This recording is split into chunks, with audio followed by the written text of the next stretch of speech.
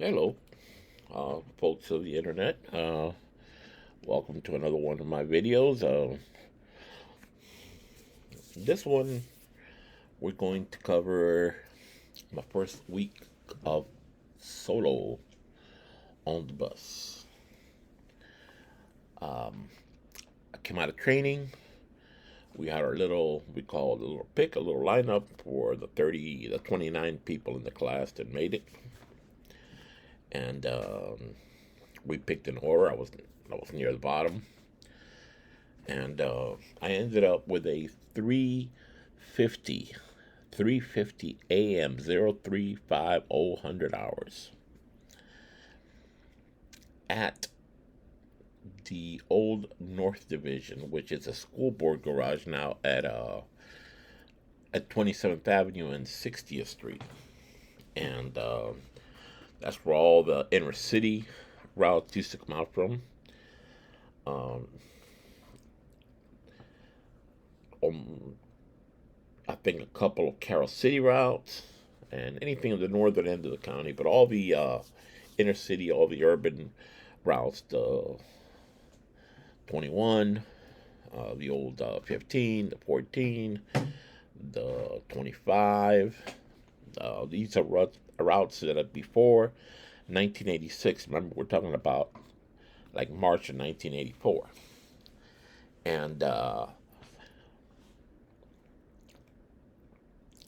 3:50 a.m., like well, let me describe the times first. It was just after the Louis Alvarez riots in Overtown, when a Miami police officer, a Hispanic man police officer, shot an unarmed black man at a motorcycle that he thought was coming at him. I'm not going to get into that, but it sparked riots in Overtown and parts of Liberty City. And I got caught in it and on the job training, but that's for another video. So there was a lot of racial tension at the time in Miami, and even driving from my house, which was 2 blocks from Coralway Division and they call the Coral Terrace neighborhood, to North Division, I would drive through Hialeah and then cut in at 62nd Street to go to the garage. At that time, 62nd Street, between 27th and 29th Avenue, it was big um, compound there for the Yowies. But anyway, get there my first day. Dispatcher did a double take when he saw me. He says, "Wait a minute, we only have one Hispanic out of this garage, and he's much older than you. You're about 15." So that was Dispatcher Milian, which is a very popular dispatcher. It's passed on now. And he told me, "Okay, have a seat and good luck." And shortly afterwards, they called me up, gave me the first run on the Route 15, first run of the day. It was back then we used to run. The run numbers were in order, so the first 15 was 15-1, and they gave me bus. I believe it was just something I have to double check. I believe it was bus 1101, RTS, something like this. So, in fact, this is 1100. So I got on the 1101, and my schedule said pick it up right there as soon as you exit the garage and make a right turn on 27th Avenue going north. That was my first stop. That's where I picked up the first 3 drunks of the night, for the previous night. So it was kind of uneventful. The first trip only went as far as the 183rd Street. It was a short turn. Came back down 27th Avenue to Flagler and into downtown Miami. All these routes they used to go to up and down the avenues used to go into downtown. Um, Metro, remember, wasn't running at the time yet. So it was kind of uneventful. My second trip from downtown took me all the way past the county line to Miramar. We had a layover in a little lot there shortly after entering Broward County, and ran a little late. It was kind of heavy, but it was kind of uneventful. I got off on time. My relief driver was glad to see that I was on time. So, for a rookie for his first day on a 15, getting off on time, hey, that's a pat in the back. So, my second day, again, I reported to work, and this time I caught a tripper that I would catch. I would eventually catch quite often. It was a tripper on the 26 slash 77. The 77 used to run up and down like it does now, Northwest 7th Avenue from downtown Miami to Norwood, and in and out of Golden Glades. The 26 used to run up and down 7th Avenue, but at 135th Street, it used to veer off and go into Opelika City Hall, winds its way like today's Route 32 all the way up to 207th Street and 47th Avenue. Again, like today's Route 32. But this 20, since I had a tripper, this 26 only went to Opelika City Hall. So I started at 7th Avenue, 36th Street going north. Didn't pick up that many people. Um, on my next trip, coming south, it was a heavy one, the 77. Came out of Norwood. I learned later that you had to leave the end of the line like 5 minutes late. I left right on time, and I was creeping and crawling all the way down 7th Avenue. And that would pissing everybody off. They used to call me the creeper crawler, creepy crawler. And it's uneventful. I went downtown, turned around, came back as a 26. If I remember correctly, the 26th went to Opelika City Hall. Got me a nice little break there. Give me a little breakfast from the store that used to be across the street. And then headed back downtown again on the 26th. Downtown would change again to a 77. Then going north at 62nd Street and 7th Avenue was the relief point.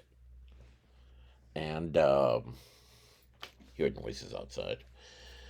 And that's where I would get relieved. Then I would wait for either a deadheading bus going back to the garage, or an operator sometimes was nice enough that he's going to work and he would pick me up in the car and rescue me out of there, like they used to say, or wait on the 14 bus. Um, and then in the afternoon, I would, every time I had the 26, it wasn't a combination, but somehow I always ended up in the afternoon with the two trips on the 84. The 84 had just changed numbers. It used to be the 14 Beach, which was just like the 14, run up and down 62nd Street. But when you came down Biscayne Boulevard at the uh, I-195, the Julia Tuttle Causeway, you would turn towards the beach and up to Collins Avenue and work your way up to 71st Street. And actually, it was uh, directional. So in the afternoon, I would deadhead to 71st Street on the beach, start coming west to, if I remember correctly, it was down 62nd Street to 32nd Avenue. Then we make a left on 32nd Avenue, head south to 36th Street, and you would finish here at 36th Street and 32nd Avenue. Then I would jump back on the State Road 112, which became the Julia Tuttle Causeway, I-195, back to the beach, deadhead back to 71st Street, make a second trip west, And this time when I finished at 36th Street and 32nd Avenue, I would deadhead to North Division and uh, and finish up. The morning 2677 would usually have, a nice new, again, RTS bus. But the afternoons, you would have just about the oldest buses out there, either the AM Generals or these GMC Fishbowls. And they were not power steering. And let me tell you, the only thing about that 84 or 14 beach, however you want to call it, when you came off the beach, especially the Second Street, you were jam packed, and you had kids and you had everything on the bus. Everybody going to 62nd Street. A lot of workers, a lot, people that worked on the beach and they were headed home. Not only to 62nd Street, but to transfer all those crosstown routes on 12th Avenue and 17th Avenue and the lights. And that at that time, 62nd Street did not go all the way to Biscayne Boulevard. And you had to make, or if it did, it was a very small street and wasn't for buses. So you had to make a left turn on 54th Street and a quick right to Federal Highway. Those familiar with the area know what a tight turn that is. You have to, with today's buses with power steering, it's no big deal. You make a left turn. As soon as you finish making the left turn off Biscayne Boulevard, you make your tight right. You're okay. Back then, with those AM Generals, everybody on the bus got quiet and see if you make it or not. Forget about push and pull. You had to get that steering wheel and really cut it to get to 54th Street. And then you let it go and don't get your fingers in the wheel, break them. Let the wheel come back and take advantage of the momentum and start turning the other way to go to Federal Highway. And I never missed that turn. But I heard of quite a few people that had to go around the block because they just couldn't get the bus turned in time. Again, I listened to training, we had good instructors, and they told us, when you let go of the wheel, you take advantage of that wheel spinning the other way and you start turning. And I kind of liked that route, the 14 Beach. There was a lot of working folks. You never got trouble out of there.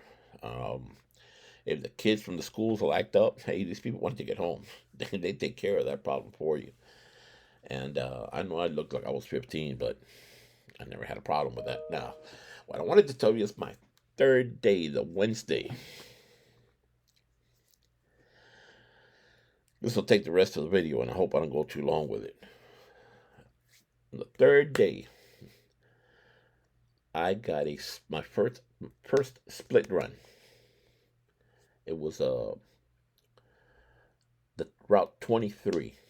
Route 23 used to be very similar to today's 22 on 22nd Avenue, except it would go into downtown Miami through Overtown and Civic Center. It was a very heavy line. A lot of working people going to the hospital, you name it. It was an extremely long line. It'll start in downtown Miami, work its way through Overtown into the Civic Center area. I believe it's down 20th Street to 22nd Avenue. I'll get an old map out. Excuse me, one day and verify that. And to 22nd Avenue, you head north all the way to the Bunch Park area. You work your way through the Bunch Park neighborhood, which was a middle-class working neighborhood, and you would service the Sunshine Industrial Park, which is still there. Make a loop into the industrial park, I believe it was a counterclockwise loop, the same way going north or south, and exit, head on to the Golden Glades interchange, service that, then come out and head east on 167th Street, which became 163rd Street, service the shopping center there, the terminal was like a hub, and exit the terminal, keep going east again on 163rd Street to Biscayne Boulevard, where you would turn south to 151st Street and enter FIU North Campus, Florida International University North Campus. Now it's called the Florida International University Bay Vista campus. There you would have your layover. And then you would do it all over again, going downtown, the whole works. Well, this day for me, if I didn't quit then, I'm telling you, I started on 36th Street and 22nd Avenue going northbound. I picked up a few people going north. It was early in the morning, 4 something in the morning. I didn't, when I got to, I had my notes, I had my map. I could always read a map. Had no problem with that. And I entered Bunch Park. It was, it was dark. I was a rookie. I should have shut the interior lights on the bus. I had nobody on the bus anyway. By the time I got to Bunch Park, all I could see was reflection of myself and that RTS. And I wound my way through Bunch Park, and I think I had to make a right turn.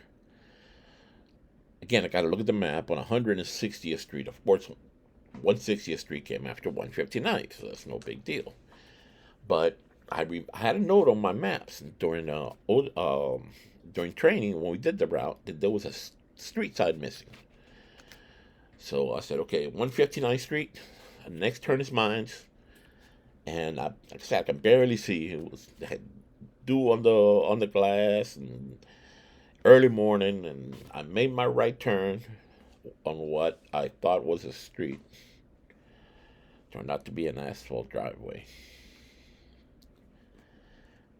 And I looked around. To my surprise, I was between 2 homes.